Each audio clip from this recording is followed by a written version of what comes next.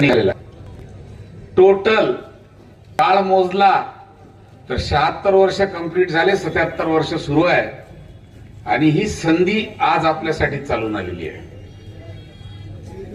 आणि ही संधी, या संधीचं सोनं करावं लागेल आणि त्यासाठी आमची पक्षाकडून तुम्हाला कोणतीही मदत लागत असेल तर ती आम्ही तुम्हाला देण्यास तयार आहोत.